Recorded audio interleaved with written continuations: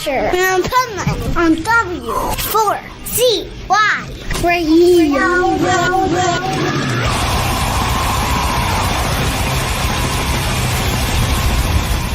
This is the Pipeman here on the Adventures of Pipeman, W4CY Radio, and this is our Positively Pipeman segment. Well, our day for Positively Pipeman. This segment right now that we're about to talk about is from the pet health guru, who is definitely a guru when it comes to health of pets and humans too. And today we're going to talk about one of my least favorite things to happen to me, and that would be a parasite epidemic. That's scary. Tell us about that, Bill. Oh, in nature, there's parasites. We're made up of parasites, some good, some bad. Unfortunately, there is a lot of bad ones out there today.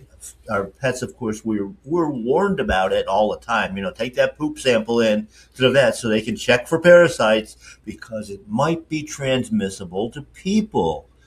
But it's interesting that when you go to your doctor and you're talking about your pets, they never mention that transmittability to parasites for you to get them. Human doctors don't care about parasites, but to veterinarians, it's a selling point. It's another test that I can do every single time you walk in the door, and quite often they back them up with 2, 3, 4 times, and always comes up. Most of the time, comes up negative. And of course, in the internal parasites like that, roundworms, hookworms, tapeworms, heartworms, all of that sort of stuff, it's a rarity if the animal is in good shape. The body handles it itself. On roundworms especially, usually people don't even think about it until they see the worms coming out of the butt. And actually, at that point in time, the body is already killing them and getting rid of them. So that it's a natural mechanism that we have. In the case of heartworms, less than 3% of canines in nature get heartworms. But yet, they want to sell you all these so-called preventatives and that sort of thing that don't prevent anything. It says on the box, this does not prevent anything. But the veterinarian tells you it is, the vet tech tells you it is, and the company just closes their eyes and lets them say whatever they want. Of course, the ectoparasites that we're all worried about are fleas and ticks. Ticks, of course, on the human side as well because of Lyme disease. Fleas, of course, can carry the tapeworms. And again, heavy insecticidal usage, heavy toxins. And actually, when we use these products, the interesting thing is we lower the immune system of that animal or of ourselves. And we are much more susceptible because the body can't fight it off naturally. So what do you recommend as the pet health guru that people should be doing and worrying about and not worrying about? Like, to me, okay, we're going to have to do something funny here now, but to me, this is what it looks like if I think of parasites in my body or my pet's body. That's a good illustration. Right? Isn't AI Absolutely. Beautiful? You tell AI what would be a parasite inside my body, and that's what you come up with. That's right. Of course, you've got the major inflammation there, and that's, of course, even eating away at more than the parasites themselves are. It is a, in healthy people and healthy animals, it's not a major issue. It's a minor issue, but it is a very, very strong profit center, for those practitioners that push this stuff. It's, I know just on the heartworm alone, I heard somewhere, and this is going back a number of years, that one of the drug company that makes it makes $1 billion a year in sales on that one product. Whoa. I'm in the wrong business. Yeah, we have been. We should have been what doctors are, which is legal drug dealers. Well, the thing is, it's just kind of like I was just watching on Netflix a thing about Hulk Hogan. And when he turned to the bad guy side of wrestling, he got even more famous. So what's up with that? These people are bad people making billions of dollars at the expense of our and our pets' health and our pocketbooks. So how do we combat that? It's continuous education, education, and people have got to start to wake up. I was in a discussion yesterday on the same thing, and it's like, okay, so we look at our pet's life, the longevity used to be 20 to 30 years on a dog, 30 years or more even on a cat. Now, with all this prevention, with all these treatments, you know, and in modern medicine, our dogs are living 8 to 10, our cats 12 years, 15 years old, and the doctors say this is a great thing. They're convinced that all that bad stuff that they're putting into the body is helpful. And, if you know just basic physiology, man-made stuff doesn't work very well. It's not going to help the body. It's going to actually destroy it. And every single product that goes through FDA, every medication, vax, whatever it happens to be, all have the same warning label. It can cause 4 things at the top of the list. That's kidney disease, liver disease, seizures, and death. Even the simplest cough medicine. And yet, the professional is not reading the label. I mean, that blows my mind in the first place. And when the client asks the question, "Oh, there's nothing wrong with that. Don't worry about it. It's such small amounts," but that accumulates over years and years of your life. It also goes from grandmom to mom to babies. So we're building this up generationally, and it's amazing. Our bodies are still functioning. Our pets' bodies are still functioning. That's how much adaptation we've had to do. Wow. So if somebody were to come into your store in Pompano Beach, Florida, what would you do? Basically, the educational part, of course, is number 1, good diet. Number 2 is detoxification. You have to get the chemicals out so your body can actually start to heal and fight off those assaults from parasites. And then we can do certain things herbally, naturally, botanically, that will eliminate the parasites themselves and break that chain so we're not, it's not getting worse and being progressive. We're being proactive and preventing it by having that nutrition in the body so the body has the ability to fight itself. It's not about killing that parasite with an herb. It's about feeding the defenses of the animal or of ourselves so it can actually do it. So tell everybody how they do reach out to, find out where your store is, reach out to My Paleo Pet, check out your podcast, check out your live show, all that good stuff. Okay, well, of course, our website for the store is mypaleopet.com. We list almost all of our products on that site, so you can just conveniently order for pickups, deliveries, shipments, whatever you need to do. Very comprehensive list of items that's on there.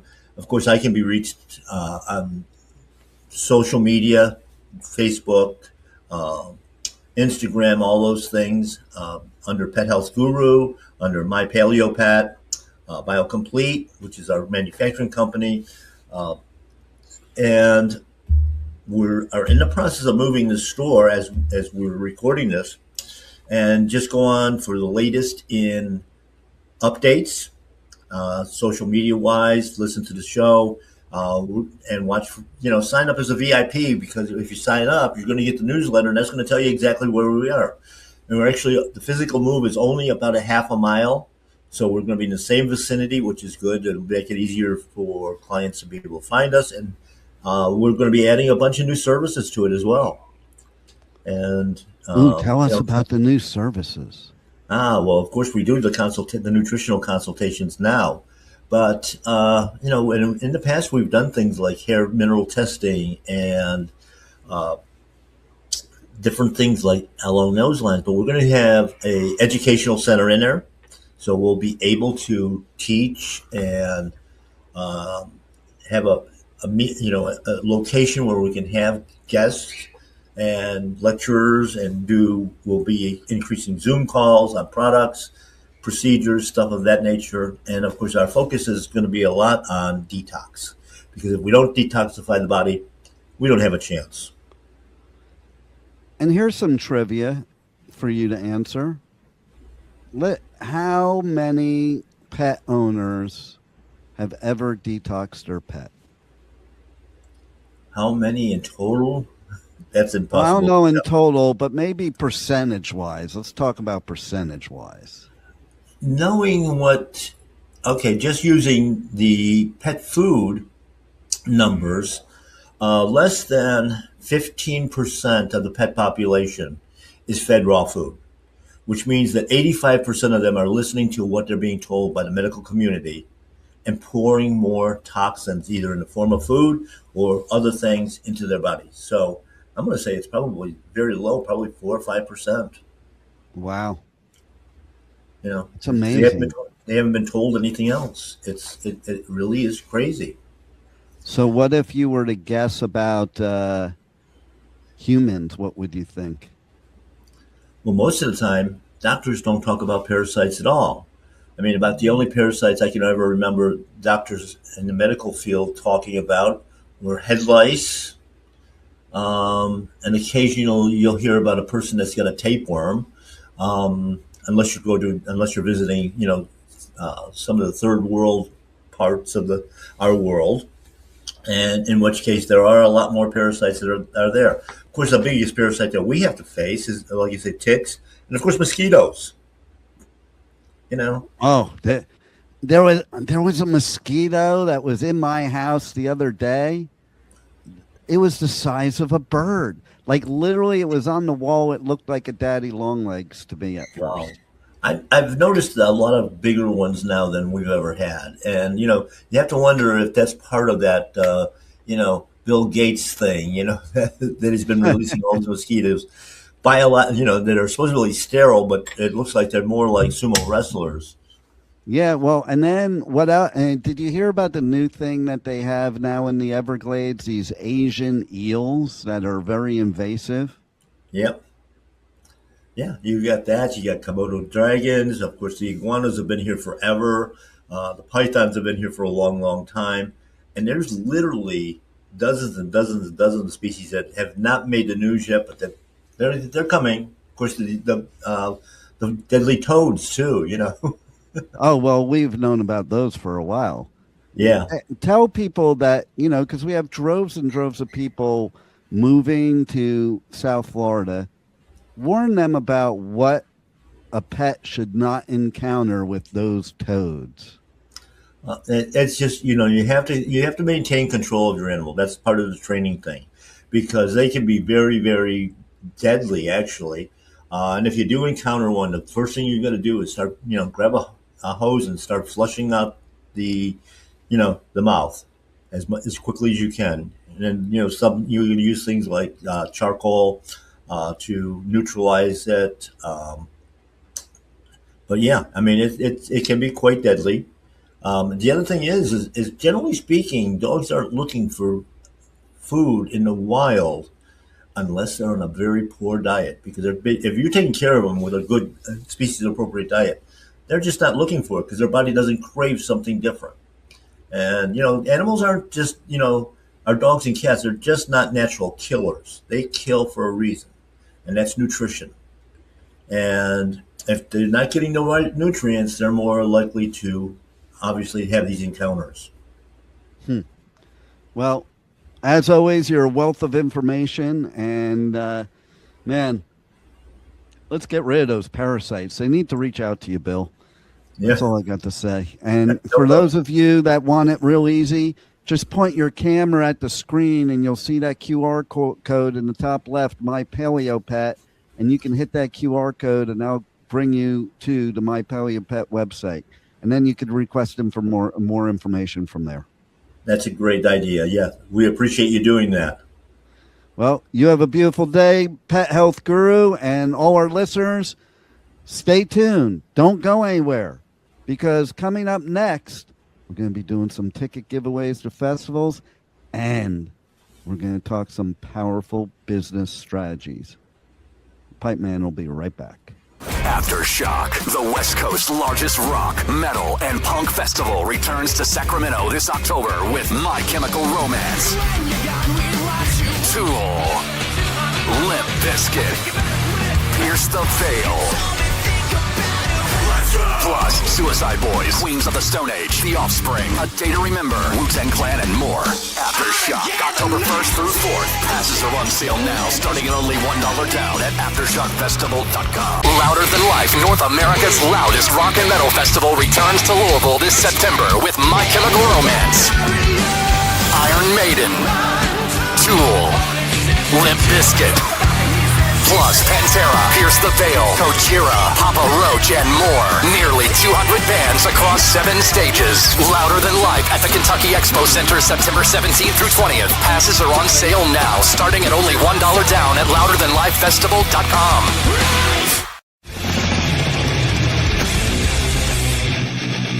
Hi, you're listening to The Adventures of Pipeman on W4CY Radio.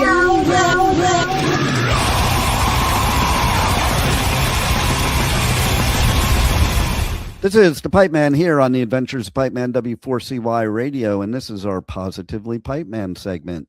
And we have our resident expert on business with some powerful business strategies. This week, we're going to talk about procedures. What does that even mean? Michael Barbarita, can you tell me what that even means and how we handle it? Yes. Well, first of all, it was a dirty word. It still probably is a dirty word for most business owners. For the most part, business owners absolutely see the value in it. And I'll describe it in a second, but they absolutely see the value in it. But the work involved historically has been nothing short of devastating. So what a standard operating procedure is, or SOP, is it's all taking each and every process in your business and putting it on paper as to what that process is. And the value that has is a couple of fold. One, it allows a new employees to understand the process in your business much easier than some type of training program. Although the training program should still be employed, the SOP accelerates the understanding for a new employee. Secondly, when a buyer is looking to buy your business and you show them your SOPs, when they're under a confidentiality agreement, of course, then you can, the value of your business goes up dramatically because every part of your process is documented. Now, the horror show historically has been preparing those. Some people have their employees prepare them. Each individual employee prepares to do of what they do all the time. But that's not a homogeneous standard operating procedure. That's a collaboration of multiple documents that make up a standard operating procedure. So, but what I found is I've done it for a client recently. When an employee who understands the process and the processes, if there's multiple process, the employee puts together an outline of the process. Now, if there's 10 different processes, then the employee that does 10 different outlines. We put it into preferably, and it doesn't have to be, but preferably either Claude or ChatGPT, and preferably Claude because of project knowledge, but anything could be argued on that. It doesn't matter. And then that outline is put into your robot, whether it's ChatGPT or Claude, and they print out the SOP in a format that you want, because you also explain to the AI that you want a specific format, and it prints out the SOP, and the person, the employee who gave you the outline, he edits it, and that's it. And I was able to produce SOPs for my client. We have 15 SOPs. It's in the trades. We produce those SOPs in about a grand total of about 6 or 7 hours. And that includes the outline that was prepared. Once it got to me and I did the SOP, it literally took me maybe 3 minutes. But it took him about 6 or 7 hours in total to put together all the outlines. And that's it. And what used to take, and if you ever were going to do that manually, as some companies have done, it's days and days of work, days and days. So it's a very effective way to generate SOPs, and there's plenty of value in it with new employees, but also existing employees too, because you can't take for granted that the existing employees know the process. Right. Exactly. Yeah. So that's dangerous. And as a matter of fact, the SOPs I put together for my clients, some of the employees that have been there for years were enlightened about some things. So it has that value. And then, of course, at resale or at exit, it has tremendous value because a buyer puts a lot of stock in a company that is that organized and has standard operating procedures in place. It makes for an easy transition too. Yeah, absolutely, and that adds value to the business, and so I have found it to be a real something that was not even in a conversation that a business owner should put together SOPs because of the burden associated with preparing them. To now, it's definitely clearly in the conversation and a lot less burden. Nice. So how do people reach out to you to get more information on this and other things that you do to help businesses? Well, if they go to our website, nextstepcfo.net, in the upper right-hand corner is an orange button. What that orange button is, it's an AI business assessment that takes less than 10 minutes that will find 3 strategies related to their business, the impact that strategy could have on the business, the revenue impact, and a little explanation of how to go about implementing that strategy. And that's free. And it takes less than 10 minutes. So if they go to the website, they'll see find hidden revenue, a orange button that says find hidden revenue in less than 10 minutes. And they could click that. They could go to it free of charge and find out what's that hidden revenue of $50,000 to $100,000 that's hiding in their business in 3 strategies. Wow. Well, once again, you're a wealth of information and very helpful for all our listeners who have a business, and everybody needs to check out you, Michael Barbarita, Next Step CFO, and I think you'll be very happy that you did. Thank you, Dave. Thank you for listening to the Adventures of Pipeman on W4CY Radio.